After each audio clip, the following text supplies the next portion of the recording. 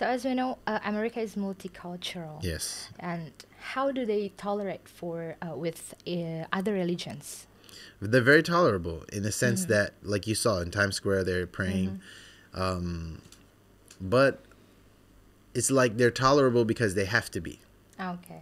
Because America is all about freedom, quote unquote freedom.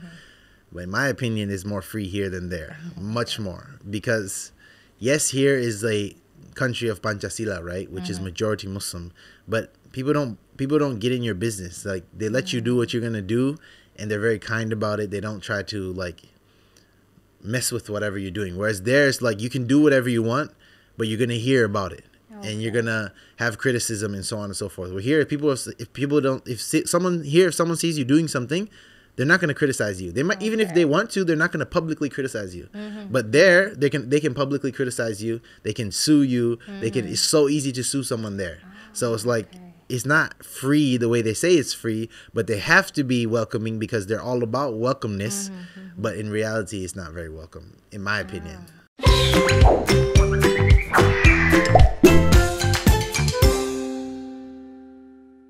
Assalamualaikum warahmatullahi wabarakatuh. Hi everyone, welcome to our program. This is Podish, podcast in English. Podish is a program talking in English about everything with many wonderful and inspiring informants. First thing first, I'm sure not all of you know who I am. I'm Nadira. I will be the interviewer or the moderator in this podcast. I'm also an English teacher of SMA Insan Mandiri Cibubur. Anyways, as I mentioned, Podish will have many wonderful and inspiring informants. And today, we have an influencer, we have a great man, we have a passionate darbuka player, we have a content creator with 786k subscribers on YouTube, and 82.2k followers on Instagram. Wow, that's a big number, isn't it? And he is also a native teacher, comes from United States of America, and been living in Indonesia for more than 20 years. Today, we will be discussing everything about America with him. Please welcome Kak Ali Kribo. Thank you very much.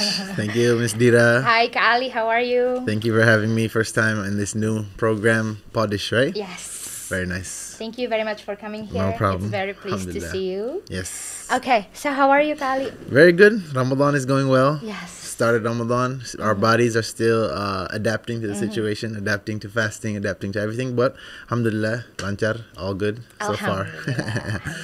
Even though we have a few Indonesian words, it's okay, right? That's okay. Ini karena yang nonton juga Ada orang Indonesianya. Anyway, tapi fokusnya biar mereka they can learn English, and we can all learn English and get some knowledge at the same time, hopefully. Yes, Inshallah. I mean, inshallah. Okay, so I heard that you just come back from America, your hometown. I think my hometown is Cinere, but because I've lived there for most of my life. But yes, I just was the first time I went back to United States for 3 months, because before that I was in Indonesia for 20 years straight. I never went back. And then I was there for 10 days, which was like you just blink your eyes and you're gone. Yeah. So then this was like the first time I actually spent time there, which was like 3 months. So the first time I spent time there at the age of 26. So basically I was born there. I left there when I was 4 years old, and then I came back 22 years later when I was 26, and finally had some time to spend there. And I traveled quite a bit. I traveled from the East Coast to the West Coast. So I actually experienced America for the first time, even though I'm American, even though we always speak English at home. We all have American accents. So majority of us have American accents who speak at home. But technically, I never experienced America until just recently. Okay.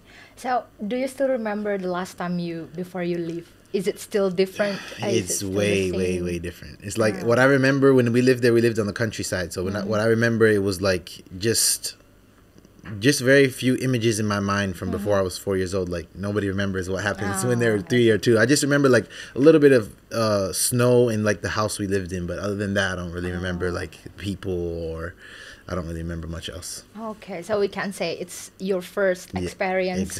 Exactly. Okay. Basically, it's the first experience in America, even though I am an American at the age of 26, which is means an age where you can comprehend things and you can understand what's going on around you and be able to balance that out with what's happening where you lived. For example, Indonesia for me. Okay, so a few days ago, I read an article about Muslim people did Tarawih together in Times Square Yes. in New York. Yes. And that they claimed that it was the first time to do Yes. Tarawih in a public place. So what do you think? It's very nice. I was very happy specifically because the imam was a Instagram friend of mine. I was supposed to meet him when I was there, but I didn't. He's actually an African American brother who he was not the imam for all of it, but he was one of the imams. African American brother who's actually a dentist, but he has amazing Qur'an recitation. So I actually knew him from TikTok at first, and then when I was in the States, I texted him, but he was in a different city, so we didn't end up meeting. So that's how I actually found out about it, because he posted it on his Instagram. And yeah, it was the first time it happened in Times Square. I'm sure there's other places where it was done in public, but like the first time it was done in such a big place with thousands of people. So it was a very good representation for Islam in America. And yeah, it's very nice to see, especially with everything going on, wars and COVID and everything. It's nice things to see for people to come together and be able to pray together and so on and so forth. Yeah. Okay, so how is actually Islam in America for now? From my perspective, from what I saw, okay, I don't want to speak on behalf of behalf of everyone. When I was there, the foreigners are most of the time the ones that are Muslims. Now, if you're talking about the whole community, right? When you go to the mosque, there's very few white Americans, quote unquote. Okay. So there's very few white Americans there. Most of them are like immigrants or African Americans or people who've became American after a while. So it's very few actual white Americans in the when you weigh it out to the ratio of how many people who are not white Americans. So there are many Muslims in America, but they're not necessarily quote unquote American the way Asia or Indonesia thinks of Americans. Those aren't the ones. That's not the most of them are not that. So the communities there, you have like, it's a little bit more of I saw more of a separation. In Indonesia, anybody goes to any mosque, but there is kind of like the Pakistanis go to the Pakistani mosque. Not that nobody mixes, but like you can see like the majority happening. You can see the majority happening. Okay, well, like this is an African American mosque, so a lot of African Americans go there, or the older African Americans go there, and then they have like a Pakistani mosque. I wouldn't say Pakistani. It's not like it's Pakistani mosque. It's called like Islamic Center or something. But like the majority of people that go there are Pakistani or Indian. So they're the ones who live there, working there and stuff. So they are the ones who like run the mosque and so on and so forth. So it's a little bit more of because there's so many different types of people in Indonesia. It's not like that. It's like always majority Indonesian. So many different types of people. So they have like a little bit more. You can see a little bit more of separation happening. It's not as easygoing as here, I would say. A little bit different, yeah. Okay, but how about the teenagers, the Muslim teenagers there? Muslim teenagers is the same issue you're having in Indonesia. I Like see. in Indonesia, the ones who are actually like in pesantren, they're strong on their deen. They do what they have to do, and here it's much stronger. But there's like the young people is like, it's rough. You don't see many young people in the mosque. The only young people you see in the mosque are the people who are studying at the mosque. Okay. So you don't see many young people. At least here, if it's Jummah, you see a lot of young people there. No, still not many young people. And I had the chance to play football with the young community of young Muslims there, which was really nice. And that was actually when I saw young Muslims, because other than that, they weren't at the mosques. Very rarely you see them at the mosques. Most of the people at the mosque are middle-aged and up, or like little kids who are like in elementary school at the mosque. So yeah, it's hard. The same way in Indonesia, like you don't see many young people in the mosque for regular prayers. At least Jummah you still do. Yeah. But there it's like regular prayers is like Jummah, and then I don't even know what the regular players are like. So yeah, you don't see many young people in the mosque, sadly. But I mean, I didn't go to many mosques, but that was my experience when I was there. When I was in the mosque, I looked around. I didn't see many people my age. Okay. Yeah. But Do they have any communities for Muslims Yeah, yeah. there? They're very everybody wants to belong to something in a sense there. So it's like everybody has their group of people. So there might be some mosque somewhere where all the young people go to that I haven't been to, but they always need a sense of belonging. So they always want to be this part of this group or part of this community, or part of this mosque or this, that. So that's how I realized there. That's why I said it's separated, because they're always like, oh, this is my community. Okay. Instead of this is our community. Anybody is welcome, but from my perspective, it looked like this is our community. That's their community. This is their community. That's how it was. That's how it seemed to me. So I'm sure there's some young communities, and I did hear a few things of some young communities that were nearby, but not a mosque. It was like young community of people who do things together. Like the football game I went to, it's like young guys, all Muslims, who come and play football Sunday mornings. So they have things going on in little activities, but it's not very, I would say, it's not very centered around the mosque in a sense. But I'm sure they have communities because they have to, because they're the minority. They have to band together. They have no choice. Yeah. Okay. You say they are minority, still a minority Yes, there. definitely. But is there any, I mean, like, is it hard to find mosque and hear adhan actually? To hear there? adhan, yes. But to find, no. I mean, Google Maps is everywhere. Oh, okay. So there's one city the size of, let's say Cibubur. What's the size of Cibubur? There would be 2 mosques. Okay. But at the same time, there to drive 10 miles, it takes 10 minutes. Oh, okay. It doesn't take 2 hours like here. So it's like you can get to them because there's not much traffic, but there's only like 1 or 2 in a big city the size of Cibubur, or even bigger. Okay. So a size of Cibubur is going to be like 1 or 2 mosques. It's not going to be many, maximum 3. Okay. Yeah. So it's not very many, but everybody knows about them because they have to. And it doesn't take too long to get there. Like every mosque is like within 15 minutes maybe. Okay. Maximum 20. Yeah. Okay. So as we know, America is multicultural. Yes. And how do they tolerate with other religions?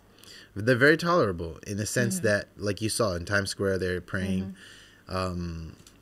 But it's like they're tolerable because they have to be. Okay. Because America is all about freedom, quote unquote freedom. But in my opinion, it's more free here than there. Much more. Because, yes, here is a country of Pancasila, right? Which is majority Muslim.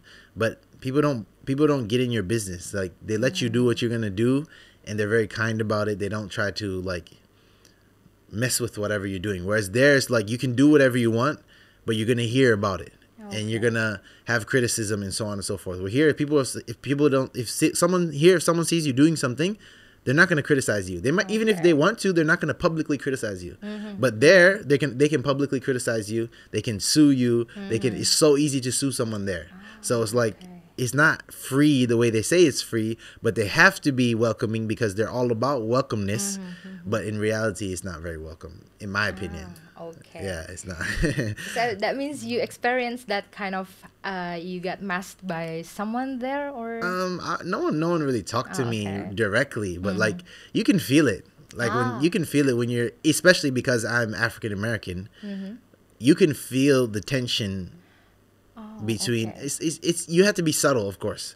You have to be subtle and you have to be looking for it to see it. But like I was in a small town and I went to the grocery store, and the way people look at you is like a little bit weird. Okay. But it's not like, I mean, I wasn't bothered by it because I know I don't live here. I don't have to deal with this forever. But I noticed it. I noticed I was looked at differently. Here people looked at you differently, but not in a negative way. This was more in a negative way. Okay. So it's hard to explain to someone who's never been there. It's really hard to explain because it's like a certain feeling you get. And at the same time, because I'm African American, another African American will help me because he knows that we are minorities, quote unquote. So it's like, maybe you can give the example, like if you say, if a person from Ambon was in Jakarta and he saw another person from Ambon, they're going to connect automatically because they're from the same place. Yes. So that's kind of how it is between African Americans there. But because they're minority, they obviously, they have to band together because they're the minority. So they always try to find the minority and find their partners in minority. Oh, okay. Okay. So, now is Ramadan. Okay. Yes. So azan is one of the thing that we are waiting for, Yes. especially azan maghrib, Yes. right? Yes. So in Indonesia, people start buying food, buying takjil Yeah, there before maghrib. Yes. So does America have that habits also? Oh no. That is non-existent. The Ramadan feeling is like, from what I experienced, because I was in Sweden once during Ramadan, and I was in a few places from family members I know also. You don't have the same feeling. When you're in the mosque, you can get that feeling. Like if you go to Eid prayer, you feel like the Eid, what do they say, Suasana Eid, right? You feel that. But you don't feel that outside of the mosque area. It's just normal. They don't have the adhan at Maghrib. You can't hear the adhan at Maghrib. Plus, you have to literally have a schedule on your wall because the times change so much. Like within five days, it can change 10 minutes. So the time, you have to be very careful with the time. And then especially if it's like in summer, it's not like this. Indonesia, Maghrib is around 6 o'clock throughout the year. There it can be around 6, it can be around 9. So it fluctuates very much. Like here we always have about 14 hours of light, right? Not even 12 to 13 hours of light. There they can have 12 to 13. They can have 12 to 13 during winter, but then in summer it can be like 14 to 15. So the fluctuation is much different than here. Yeah. So you have to be very careful paying attention to the time. Okay. So Fajr, I was there for 3 months, and Fajr changed around, this was winter, so it changed around 20 minutes. But like when you're changing between seasons, it's more drastic. So once you're in the season, it doesn't change so much, but like throughout the year, it can change very much. So you have to be very careful to make sure you're breaking your fast on time, starting fasting on time. Sometimes in summer, if like, or it used to be in summer, right? In America, like a couple years ago, it was in June. You had to go to sleep and then wake up to pray Isha. Okay. Because it's so, Maghrib to Isha is like 2 hours, 3 hours. Okay. It's not 1 hour like here. So it's so different. So you have to really pay attention. And then they don't have like these stands on the side of the road selling ta'jil. So they don't have any of that. So you just, most people around you aren't fasting. So it's not, you don't have the feeling in the suasana like they have, like we have here. I don't even know the English word for that. What is suasana? Environment? Atmosphere, yeah. You don't get the atmosphere like that at all. It's so different. You don't get the atmosphere of like, oh, everybody's doing something together, everything has changed in the atmosphere because everybody's fasting all of a sudden. That's how you feel here, but there it's not like that. You only feel that when you're around Muslim people, which is not all the time, only in your house, right? So when you go into the mosque, then you can get that, but other than that, you don't. And you can't go to the mosque for every prayer like here because the mosque is like 10-15 minutes away. But for Jummah, but like Jummah, that means you only go to Jummah and you feel that feeling in Ramadan and Jummah and then Eid. So 3 Jummahs, 4 Jummahs, and then Eid. So that's how it is. It's very different. It's not nice. Not for me at least. I don't like it, especially when I spent Eid in Sweden. It's like, it's just a normal day. It's nothing special. Like you don't feel anything. There's no atmosphere of anything there. So that's the downside. That's why I don't like it there too. So how about the halal food in America? This is an interesting topic. Food is obviously something you have to eat 3 times a day. When you live in a country where you can eat any food anywhere, basically, and almost everything everywhere is halal, 90%, you're used to just eating. But when I went there, all of a sudden everything changed. I can't just eat anywhere. I can't just go to a restaurant. I have to look it up. And I have to go there and see, does this place have vegetarian options? Does this place have seafood options? What seafood options do they have? And then, do they have these options? And then you have to find out what oil are they cooking in. So what are they cooking in? Lard? Are they cooking with what type of oil they're cooking in? Are they using the same pan? If they're like a satay place or something, are they using the same thing to make your food as they use to make their pork? If it's using the same thing, you can't eat it. Why would you take the risk? It's too much of a risk. But of course, people who live there, some people say it's okay, some people don't. For me, I say no. That's just my way is better safe than sorry. Okay. So I'm not gonna take chance.